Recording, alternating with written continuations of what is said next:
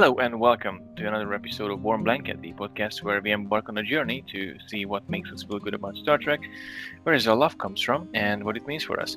In short, what is our warm blanket? My name is Gary, I'm your host, and I'm very honored to welcome here Ellie, aka the 24-year-old Trekkie, at least at this time of the recording, because she will be turning at 25 and 26 and so on. She is a talented and amazing cosplayer, a host of the Towel Talk Tuesday on Twitter, and an extremely kind person who grown to be one of the most positive and uplifting member of the Star Trek community. Let's give a warm welcome to Ellie. Oh, thank you. I'm like already feeling that warm blanket. Come on. Oh, No, I'm so glad. I'm I'm so glad to be on. It's really exciting. I've kind of been away from the podcasting world for a little bit, so it's nice to jump back in. no, it's really good to have you on. I've been following you a few years now. I think, I think a few years, 1 or 2 years for sure, and always excited to see your Towel Tech Tuesday. And how that came by. What was the main inspiration to do like Towel Talk Tuesday and Oh, talk about Trek potentially? that's a great question. Honestly, it's funny because I think back and I'm like, sometimes I wonder, I'm like, where did that idea come from? But honestly, it was because I wanted to project a more genuine image of myself on social media. I know sometimes it can be hard when you interact with other people and you don't actually get to see them every day, or you're not actually face to face with them, to be able to show them who you really are. I try my best to stay like true to myself when I'm posting, but I think that being able to do a video where I've no makeup, my hair is crazy, I have a towel on my head, I just got out of the shower. It's kind of those like unfiltered thoughts where you're just kind of saying what's on your mind. And I thought that was something that I wanted to show. Well, yeah, it's great because I can type up these tweets and sound so eloquent, but I can also talk with you guys for an hour and have no idea what I'm saying. So But it's it's awesome. it It became such a staple now. I mean, everyone is. So for people I know and tune on your Towel Talk Tuesday, uh, so many T's in there. it's a mouthful. I know it's a mouthful. So really, people love that, and I love the interaction as well. To see how many engagement you get. So it's an awesome thing, and I hope you keep gonna do that because that's really an awesome way to channel positivity out of the franchise. Um, so let's just get this out of the way. This is something that I wanted to ask you ever since I know that we will be making this podcast. Now that you watch Picard, how does it feel living like in the future home of the Daystrom Institute? Oh, I can tell you. So I originally watched the premiere of Picard with a bunch of friends that had never seen it before. They knew nothing really about Star Trek. And so I dragged them to my house and I said, all right, you're going to sit down and watch this premiere with me.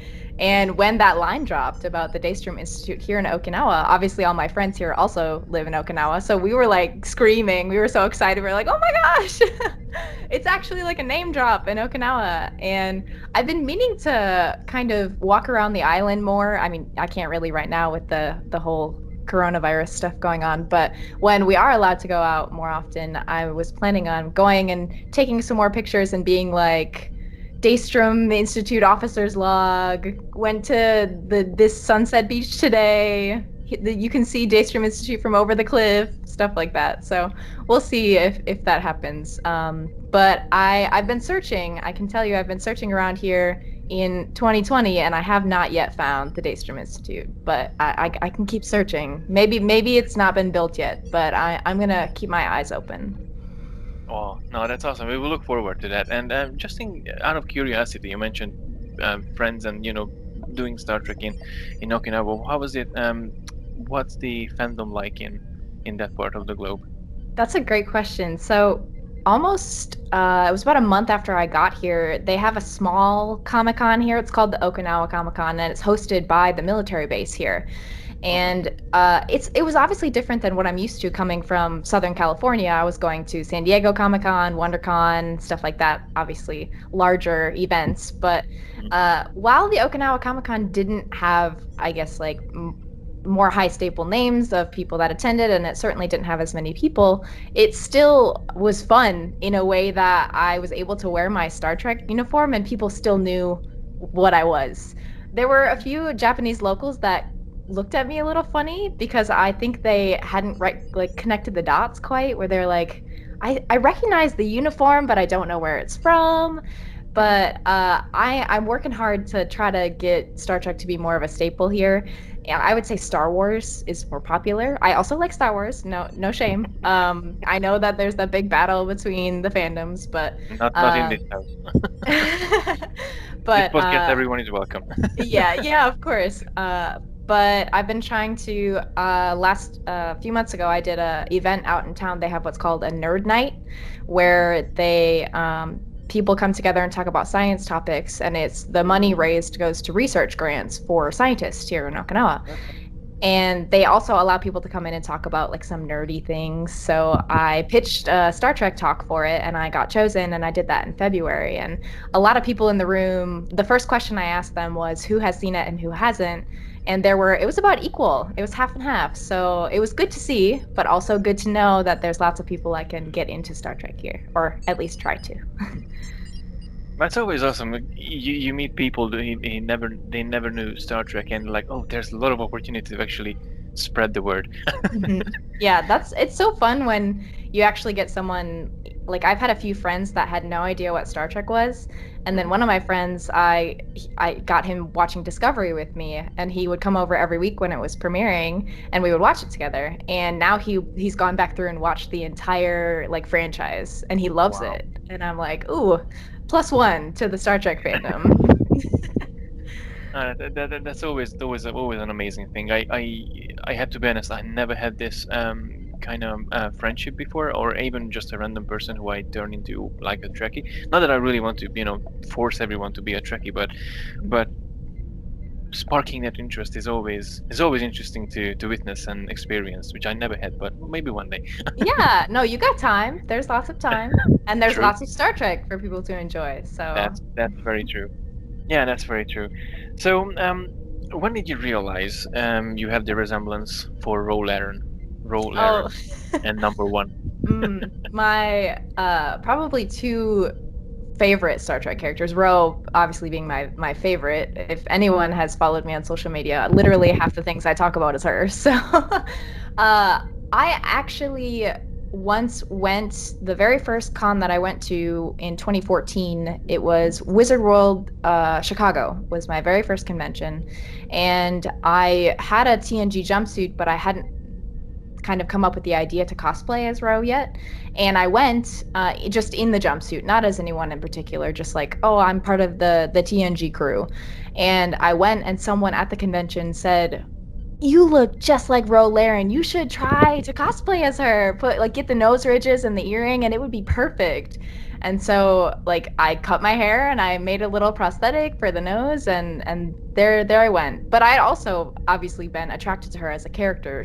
Before I even cosplayed as her, she was one of my favorite Star Trek characters. So number one, obviously, now that we got to see more of her, super happy about that. I'll drop a thing for anyone that hasn't already seen it, but I did get Discovery Season 2 number 1 outfit that Nice. I have not done any cosplay shoots in yet, but I am working on it, so that'll be exciting. That's awesome. We look forward to that. I mean, 'cause well, everyone, and I looked at it the other day as well. Like, your row is fantastic, for sure. Number one is amazing, the classic one, and we look forward to see. Have you ever met Michelle Forbes or Rebecca Romyan? No, I wish. I actually, if I believe it was last November, the Destination Star Trek in Birmingham was Michelle Forbes was supposed to be there. She doesn't often come to conventions, so it was like a big deal that she was going to be there. And I had a friend that had reached out to me and asked, do you want her autograph? I already have one of her autographs here, but do you want like one personalized to you? And I put together a little collage of like some of my cosplay, and I was gonna have her sign it, and she ended up having to withdraw from the convention at the last Oh, minute. So Michelle ended up not going, but I was bummed. But next time I see that she's going to be at a convention when conventions start back up again, I'm going to be booking my plane ticket right away. there's a smallish Comic Con in Edinburgh as well, in once a year or twice a year. So if ever she comes in, you can count on me. I'll try to get her, or maybe you can come over as well. Yeah, that'd be exciting. Edinburgh Actually, is beautiful. it's easier now that I'm in Japan to be able to have access to some of these European conventions. Before being on the West Coast, it was a little bit of like a pricey flight, and now that I'm in Oh, Japan, it's a little bit more accessible. So oh hopefully, yeah. I'll be able to manage. No, that would be awesome. So, going into the basics and going back to the basics of your how did you get into Star Trek? How did you get into Star Trek, and who was your biggest influence for the show? I have said this many times, and I am always just as thrilled to say it. I am a Star Trek fan because of my parents, and I cannot thank them enough for exposing me to the show. And it's really been a companion in my life as long as I can remember. I know for a fact that I had been watching TNG reruns when before I could even like have solid memories of it.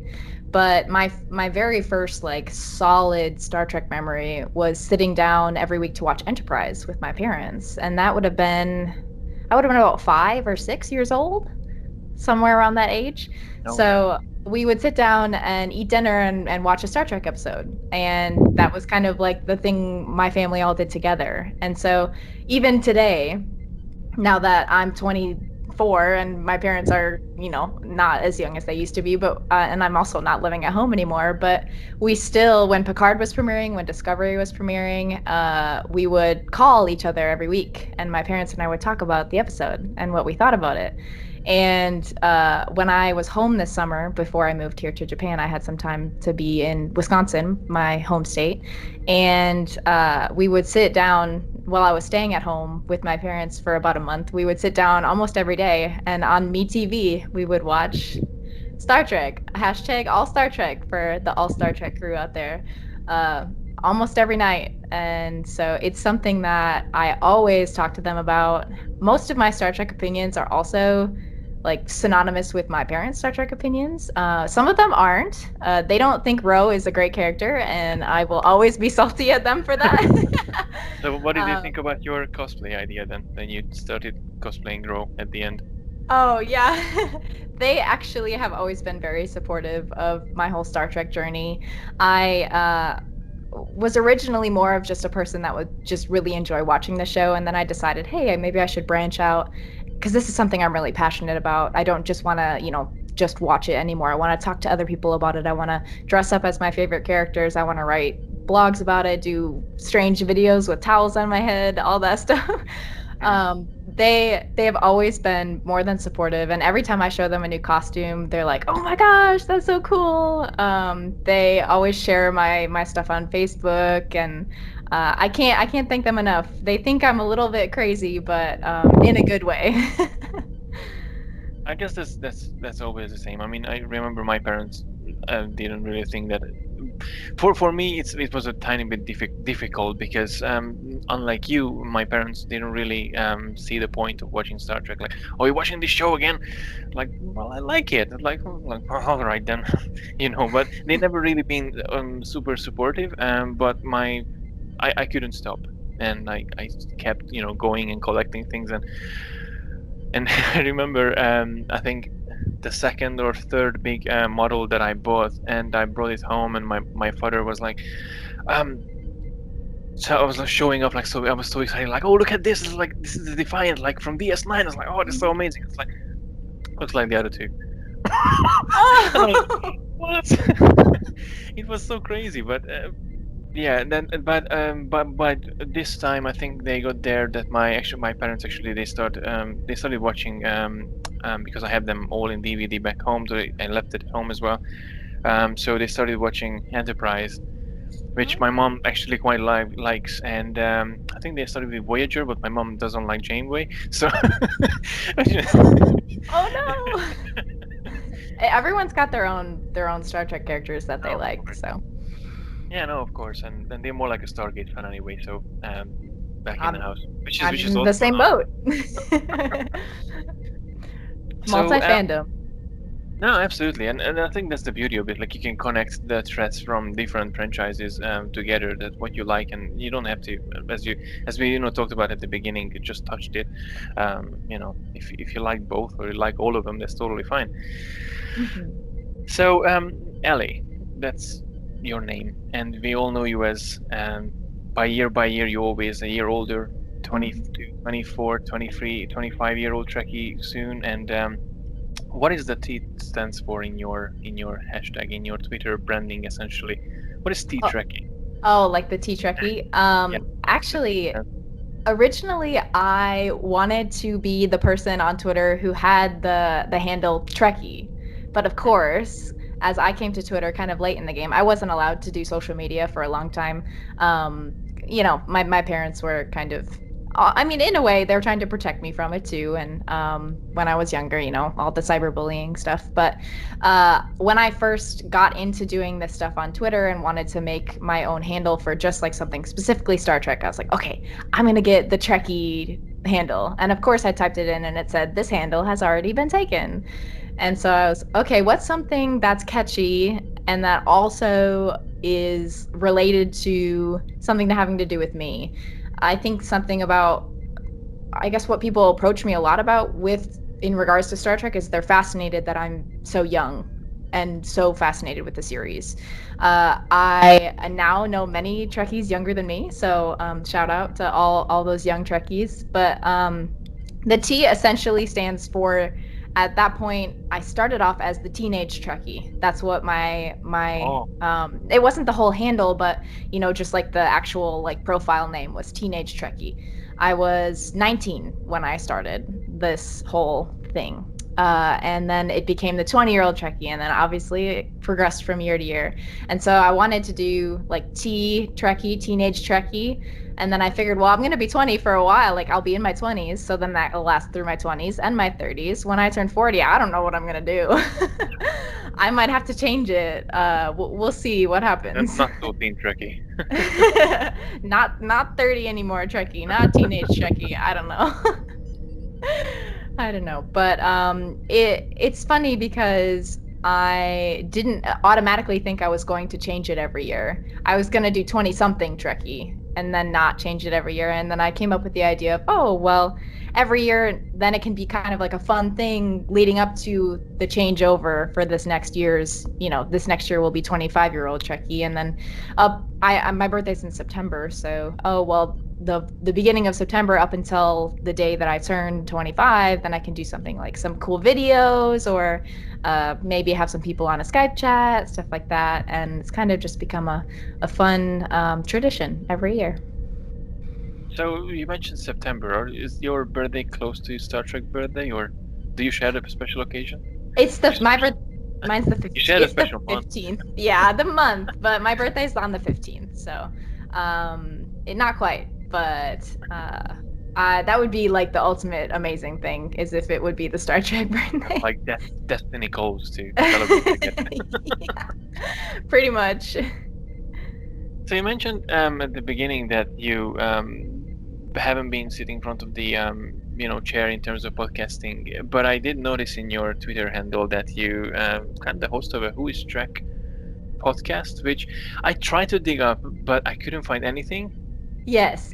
Is that is and of course is if this is something that you don't want me, I can cut it out at the end. Oh, no, no, no. But I'm That's just wondering, is this still a project that's in development, or is it actually yes. available? A bit? Okay. It's currently in development. So I have been working with the Trek Geeks Network. If any of you guys know Trek Geeks, I have been working with my dear friend Shashank Avaru from Politics. If you guys have ever heard Politics, if you haven't, it's an awesome show. Barry DeForge, Shashank Avaru talk about politics and Star Trek. Politics, yeah. But I've known Shashank for quite a while now, and he's been meaning to team up with me on this project, and he's been very patient. My life has been kind of all over the place lately. I was living in California, and then I was in Wisconsin, and then I was in Japan. And when you're a military spouse, sometimes things get crazy, and you don't always know what happens next. So we because of certain life issues, I have had to set the podcast on hold for a little bit. I am not quite sure when that will change. Obviously, with this whole coronavirus situation, it makes things a little bit tricky. I'm still currently working, so I don't get a lot of time off to be able to podcast all day. That'd be the dream, podcasting all day, right? Yeah, But tell me about it. yes, the project is still in development. Shashank's been great, waiting around for me. But it's a deep dive character exploration of Star Trek, and we're really really excited. We already have been working on plans of characters and how we want to involve everyone else in the fandom, about how you guys can contribute to the show, and just been really one of the best experiences working with Trek Geeks. I can't talk about them enough. Bill Smith and Dan Davidson, two of the best Trekkies I think you'll ever meet. And then obviously Fansets too. Fansets pins, if any of you guys know Fansets, they're the Trek Geeks official sponsor. So I got to add a lot to my pin collection. Is it something that I have to keep in secret, or? No.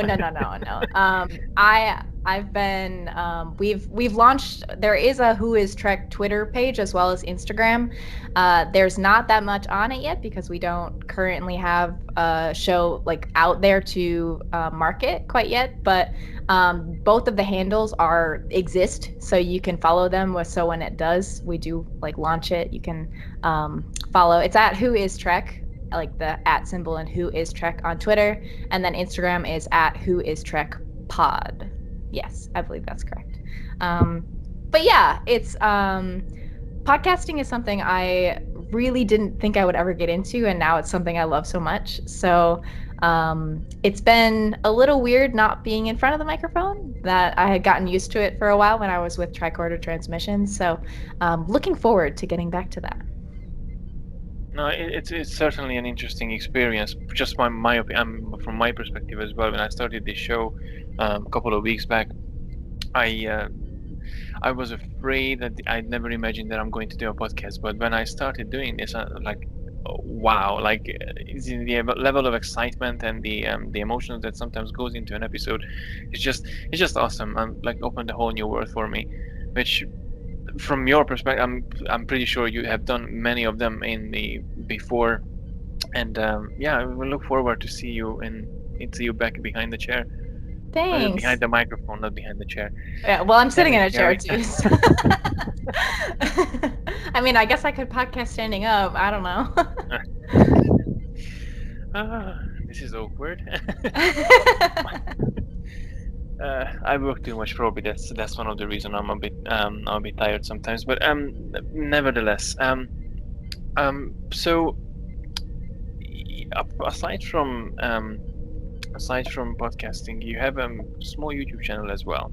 Yes, I do. Tell me a little bit about it.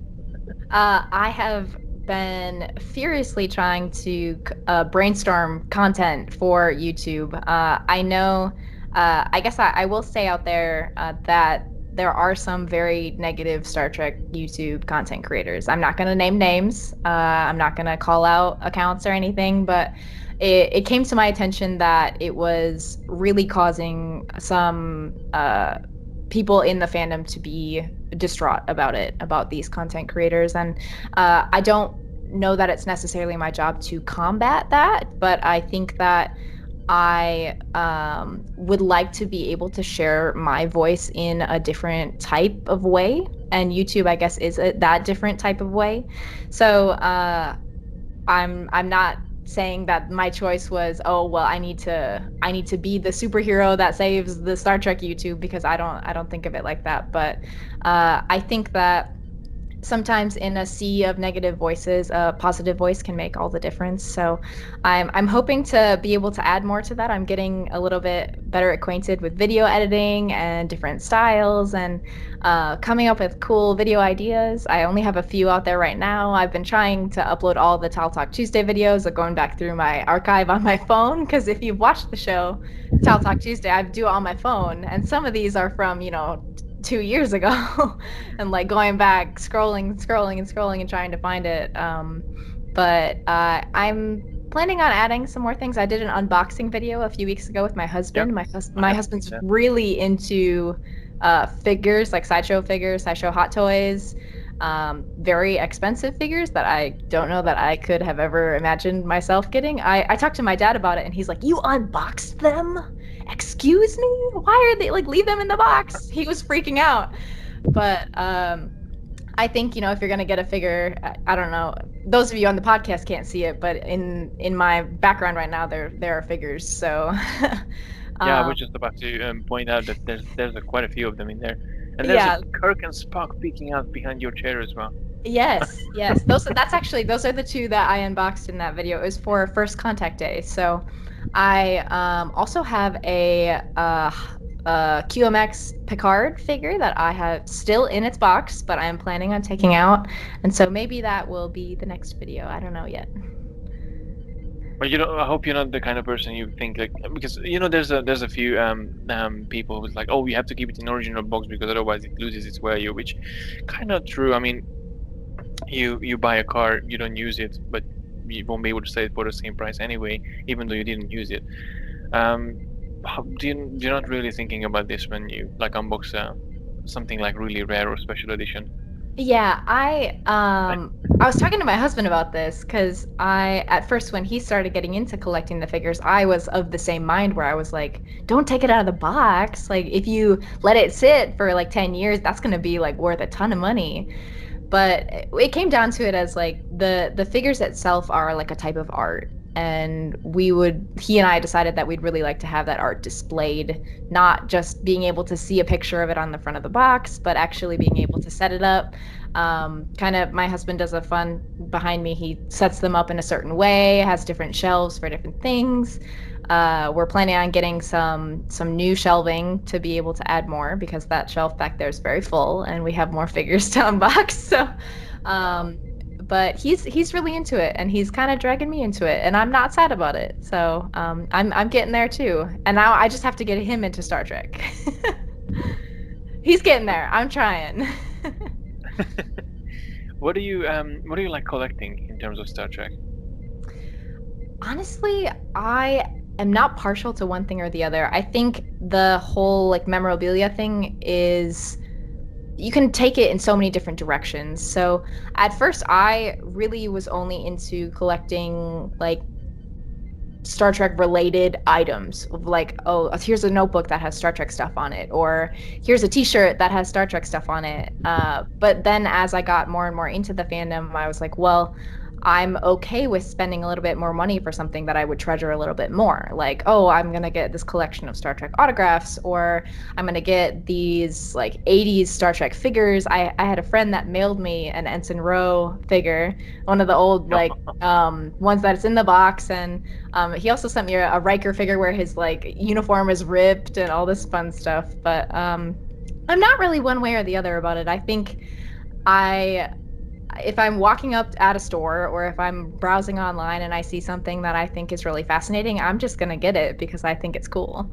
Uh, but I think now I'm trying to progress more into collecting Star Trek comics.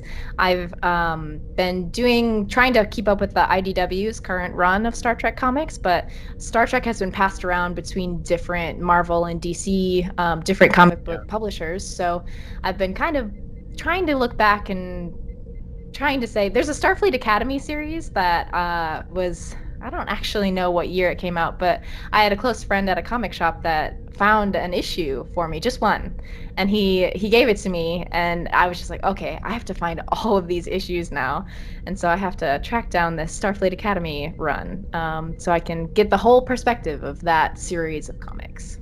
Mhm. Wow.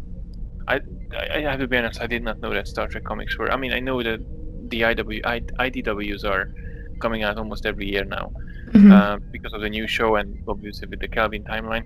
But I've never been into much of a comic book fan myself. But it's interesting to know. I think I had like one DS9 one and one original series that I flipped through just because of the sake of the pictures, but I never really been into. It's interesting to hear from your perspective. The actual comic book. I never, like Big Bang Theory. I'm pretty sure you've seen them. You watched them at some point in your life massive big comic book people, and yeah, and I never really heard Star Trek being a big comic book distribution. More Yeah. books. Yeah, more like literature. That's also something I've been trying to get into. The hardest part for me is figuring out where to start with all of it, because there's so much Star Trek literature out there, and obviously there's a lot of nonfiction, but there's also a lot of fiction that adds a little bit more context and storyline to the series and characters that we already know and love. But it's very overwhelming sometimes.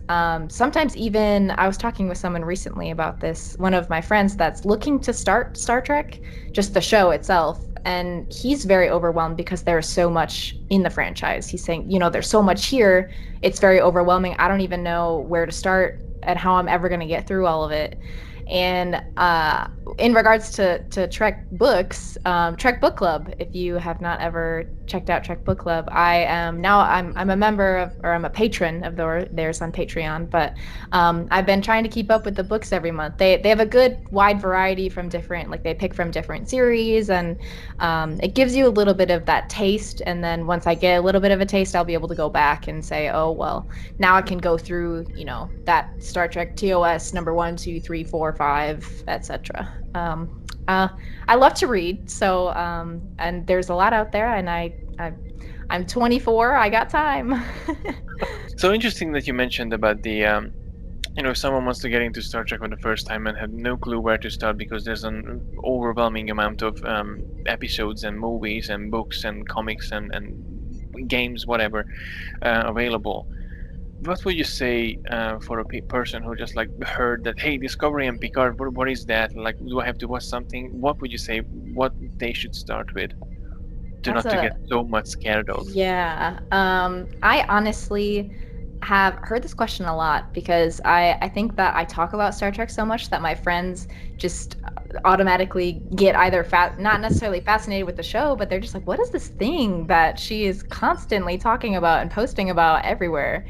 And I honestly think that the best way to recommend Star Trek to someone is, first of all, if you know that person well. I think that my answer differs depending on the person. So, for example, my close friend that I mentioned earlier that I started off, was watching Discovery, and then he went back and watched the rest. He's very much like an action adventure oriented type person. So I thought, well, Discovery has a little bit more of that fast paced Star Trek. Yeah. So I thought maybe that's a good place for him to start. And so that worked out for him. But then there's another person that I know that is very methodical, very wise, very, very much in touch with philosophy. And so I actually recommended that he watch the original series first. And so that's what my other friend started with, and that worked out for him. So I think it's easier to recommend when you know the person and their interests. But honestly, if it was just like some passerby that was like, oh, I want to start Star Trek, I think that as someone who was drawn back into the franchise by the Kelvin Timeline movies, don't hate me. No hate on Kelvin Timeline. No, I don't. Not from my I'm side. just saying sometimes I get blasted so much for that. But Really? um Okay, not going into that side. yeah. That's a conversation for another day, right? But honestly, I think the Kelvin Timeline is a good crash course in Star Trek. That's my opinion. I'm not saying it's the way it has to be. I think that it gives enough of a taste where you can say, oh, this is something that I might be interested in going back and learning a little bit more about the lore of it all, but is not so overwhelming where you start the first episode and you're saying, I have 200 more episodes here. How on earth am I ever going to finish? Because I think that if you start off feeling overwhelmed or start off saying, I'm going to start watching the show, but I'm never ever going to be done, you've already fulfilled that prophecy for yourself, because you're saying, oh, well, I'm already coming into it with a negative attitude. But when you actually can get that spark where you say, oh, well, it's just 3 movies I have to watch, this Kelvin trilogy. So it's what, 6-7 hours, something like that. And then after that, they say, oh, well, that really captured my interest. Now that I have that spark there, I can go back and now I'm interested in finding out more and will be more invested in sitting down and spending a big chunk of time in watching the rest. No, that's a very good opinion, and that's a very good recommendation. In many ways. I mean, I've been struggling.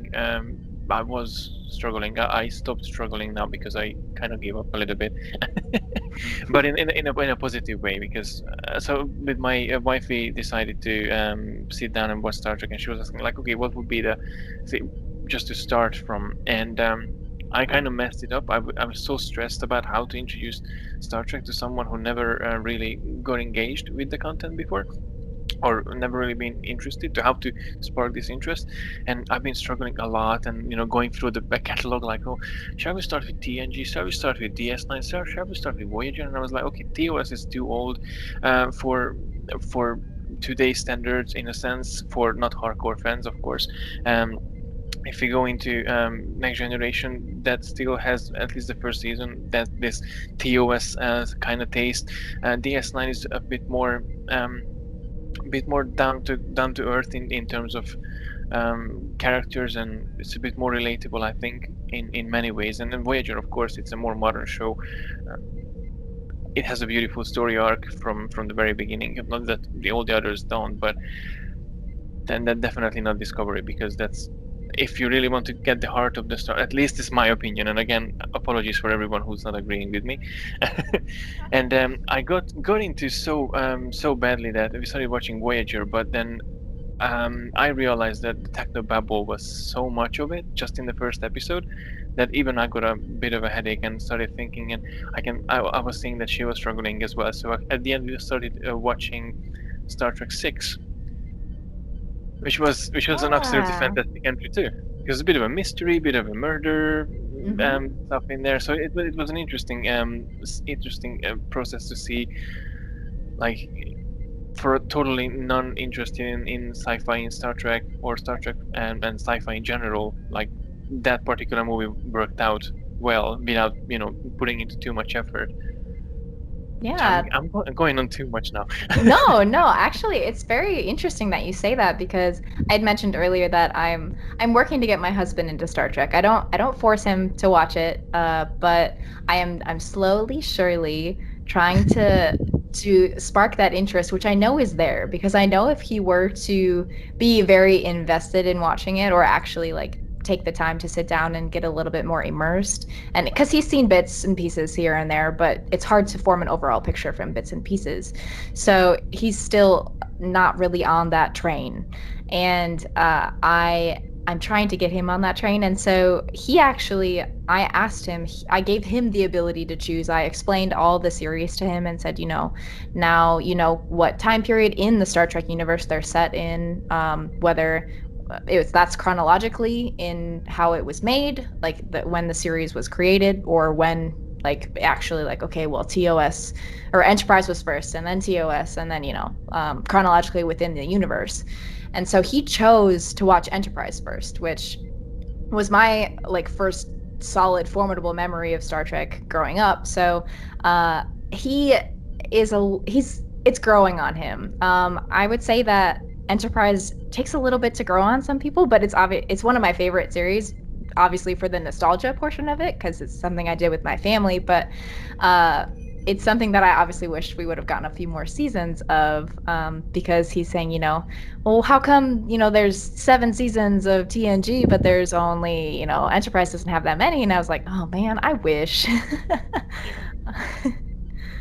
I wish. No, that's very true.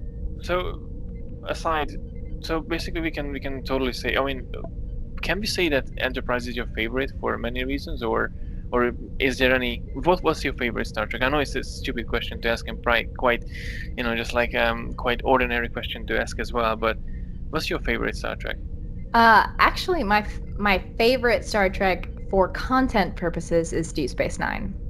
My favorite Star Trek for, like, nostalgia purposes is Enterprise. But I would also say that Enterprise is what I've seen the most of. I have seen the series through quite a few more times than some of the others. But Deep Space Nine really does hold my heart for content. It was, for me, so fascinating to see. Well, it's this story is a little bit different than the Star Trek that we're used to. It's a little bit darker. It's a little bit not as geared towards exploring new worlds. Not that we don't get to, because we are introduced to a little bit more. We get to see a little bit more of Bajor and the wormhole and the Dominion and the Gamma Quadrant and all that stuff. But I think that Deep Space Nine really was a series that pulled on my heartstrings a lot. And I'm in need of a rewatch of Deep Space Nine. It's been, I want to say, about a year and a half now since I've done a solid rewatch of Deep Space Nine. I'm currently working my way through TNG. I was trying to get through all of it before Picard started, and I could not get there. It was like a month before, and I was like, I can do it. I can watch all of it in a month, and it didn't happen. And then, I fell off the rails, and now I'm just watching an episode here and there. So. Well, DS9 is good. I started rewatching. I started my rewatch, I think, last month, and I'm still in season 1. I'm going slowly, like 1 or 2 episodes a week, not going into too much, because I have other things to do as well, just like everyone else. So finding time to watch something in once or twice, but I'm still trying to make an effort to watch at least 1 episode in the morning when I wake up earlier or something. But yeah, the DS9 is an interesting and such a beautiful series. But all of them is, and for as you probably remember, I and both of us and many people out there not campaigning but trying to channel the general idea that no matter what Star Trek you love, you love Star Trek, and there's no wrong or bad. There's no good or bad decisions when it comes to like what's your favorite Star Trek, or what's your favorite, who's your favorite captain, or what's your favorite ship, or what's your favorite Enterprise. Like there's one for everyone. That's the beauty of it. So with all this Star Trek, when you think about Star Trek, someone shouts it from the very far in the other side of Okinawa. Some Star Trek. What is the first thing that comes to your mind? Oh, just when someone mentions Star Trek? Oh my like gosh. out of the blue, like Star Trek, and it's like, what is the first thing, that first picture? Okay. First thought. So I will mention, this is always something, this is why, the thought that I'm going to tell you is why Star Trek is my thing. Why Star Trek? I posted a blog post about this about a month ago, I believe. But it's a show that has literally been there as a companion for almost my entire life, or the entire life that I can solidly remember. And there's so many redeemable qualities about it. So Star Trek itself is not just, for me, it's not just a show. And I know for many of us, it's not just a show. It has this like other element that goes deeper into it, where, Star Trek, for me, as me, Allie, right here, taught me to be more confident in myself, taught me that I could be both powerful and sensitive as a woman. Shout out to Captain Janeway right there. But it taught me that just because was not, so obviously being a Star Trek fan, I wanted so badly to be in Star Trek. I want to be in Starfleet, right? And it taught me that, well, just because maybe I'm not so good at math and science, I'm terrible at math and science. I'll precursor that. But it taught me that I can channel my love for it in a different way, where maybe I'm not in a STEM career, but I'm able to still channel Star Trek through being able to talk about it with other people. I work currently in childcare, and man, those kids hear about Star Trek almost every day. I'm trying to start them young. We'll see how that goes, but Star Trek really has been that kind of moral guidance for me that I needed growing up, and that's why I feel like I latched onto it so hard. Of course, many other science fiction shows like Doctor Who or Stargate or Firefly, or I mean, the list goes on, also are very meaningful to me. But I think Star Trek has always kind of been that bright light, because it showed me the type of person I wanted to be. I wanted to be Jadzia Dax, or I wanted to be Deanna Troi, or I wanted to be Ensign Ro, and yes, she's a little fiery, feisty person, but I kind of growing up was a little bit reserved. It's silly saying that now, but growing up I was a little bit reserved and a little bit shy. And Ensign Ro was like all that feisty fire that I needed sometimes, and now I kind of try to be a little bit more open and bold because she was like, I'm gonna say what I think, and this is who I am, and I'm gonna own it, and here I am owning my Star Trek. So yeah, I guess that was kind of a long-winded answer for the first thought that comes to my mind. But when someone asks me about anything related to Star Trek, my brain immediately goes to like, why is Star Trek important to me? And all those things I just mentioned are literally just the tip of the iceberg of why it is important to me. So almost it feels like it's interesting that you mentioned Ro quite a few times in the during our conversation, and kind of got my mind wandering on the episode Rascal, not Rascals. When Picard and Keiko and Guinan They all Ro. get turned into children, yeah. Yeah, that was Rascals. Okay, I'm terrible with titles sometimes. So it was interesting at the end when Ro was, drawing and Guinan came back as she was transformed back to her normal self. Like basically, kind of felt like your Ro and Star Trek is your Guinan, or Guinan is your Star Trek. That's a really In good a way. sense. Yeah, that's a really good way of approaching it. I also feel that this is something I didn't pick out until I was doing, like I said, I'm doing my TNG rewatch, and the episode name escapes me now, but it's season 4 or 5, I believe. Well, no, Ensign Ro is season 5, the actual premiere episode, so probably would have been late season 5, where the crew loses their memory and they don't know who they are, and they have to like try to fix the ship and all that stuff. Oh yeah. I cannot think of the name of it, and I just watched it. Where her and Riker hook up, and it's awkward. But so there's a line when she's on the bridge when Riker keeps asking her, if she's okay, and she talks about how much she hates not being in control of the situation, because as like Ro always wants to, I mean, even when it's gonna maybe get her in trouble, she always wants to know what's going on and how she feels about it and what her idea of the thing to do is. And as someone who is, I am literally one of the most indecisive people you will ever meet. When we eventually, because I'm sure someday we will, but eventually when you meet me in person, and we're gonna go grab a cup of coffee somewhere, I will not be able to choose the place. But that That's the same. So if that ever happens, we're gonna have a hard time. yeah. But just that even stood out to me, where I'm like, oh, like sometimes I need to be a little bit more like Ro right now. Maybe not so much that I'm gonna defect to the Maquis, but sometimes I need to be a little bit more like Ro. She reminds me of that every once in a while. That's awesome. Ali, look, this was fantastic. I really enjoyed this conversation. It was really awesome to get to know you more and your fandom, and essentially what is your warm blanket, which I think I can safely say that Star Trek itself is your warm blanket. That I correctly. You are very correct. It is my warm blanket. I honestly, while this whole coronavirus thing has been going on, I find that I've been leaning on Star Trek more and more, because it does give that message of hope and joy and inspiration that is sometimes so hard to see in the world that we're in right now. And so I find myself coming back to it when I kind of need a helping hand. And obviously, the Star Trek fandom is also there, which I'm very thankful for. I cannot tell you how amazing being part of the Star Trek family has been.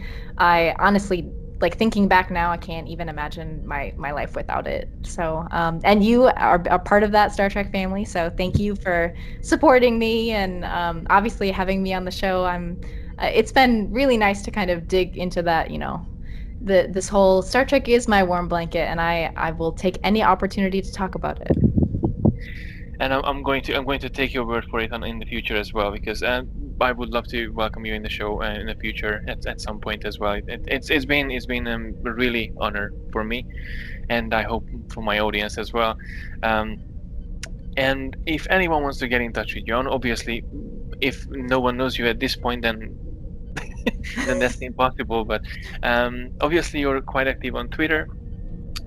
Towel Talk Tuesdays every Tuesdays, and you have a YouTube channel and Facebook. I think where else they can connect you if they want to get a piece of TTrekkie. I am available for many different methods. I also have an Instagram. If any of you guys are on Instagram, it's the same handle as I use on Twitter, which is at TTrekkie. I was lucky that no one had taken it on Instagram when I signed up. I also have a website, which is currently there's not a whole lot on it, but it's kind of been under construction. I've been kind of transferring it over to what my image of what I want it to be is, and so you can check it out. It's TTrekkie.wordpress.com. And if you guys ever feel like chatting, I have an email. So if you're like into like, hey, Star Trek email pen pal, cool, I'm all about that. My email is THE like the dot TTrekkie@gmail.com. I also, through Twitter, have been doing actual written Star Trek pen pals. I'm a lefty. For any of you guys that are lefties, you get, when you write, you get ink all over like the side of your hand because you write and the ink spreads on it. So I've been having like this never-ending ink stain on my hand from writing Star Trek pen pal letters. But what better reason to have an ink stain on my hand? But I'm always open. I mean, you can reach out via DM or, tag me in something. I try my hardest to go through all the notifications. Sometimes when there's a lot, I miss a few. I do really try my best. And can be constantly seen scrolling through my Facebook or Twitter or Instagram, trying to connect with everybody. My husband's always like, "Are you doing the Star Trek Twitter stuff again?" And I'm like, "Yep, that's what I'm doing." Why do you know that? It's like, because your phone is smoking. Yeah. Yeah, pretty much. Well, Ali, again, thank you very much for being in the show. It was, as I mentioned many times now, it was an honor, and truly I really appreciate that you took the time and spend this time with me to talk about Star Trek. Really, it was really, I really enjoyed it. Thank you very much again for being here. For the audience, thank you very much for listening as well. It was another exciting episode of the Warm Blanket podcast, and we'll be back with more soon to find out what's our warm blanket. Live long and prosper. And that was it for this episode. I really hope that you enjoyed it, and rest assured, new episode will be coming out every week where we sit down with a Trekkie to find out what makes us feel good about Star Trek and to discover what is our warm blanket made of. If you really enjoyed listening to this podcast, please leave a review on your favorite podcasting app. It would really mean a lot to me. I also would like to give a special shout out to our Patreon supporters, as they really make a big difference on the creation of this podcast. To find out more about how you can support this audio adventure, please visit TREKKERPRISE.com/podcast, where you can also listen to the previous episodes. Thank you again for listening to yet another episode of the Warm Blanket podcast, and I'll see you in the next episode. Live long and prosper.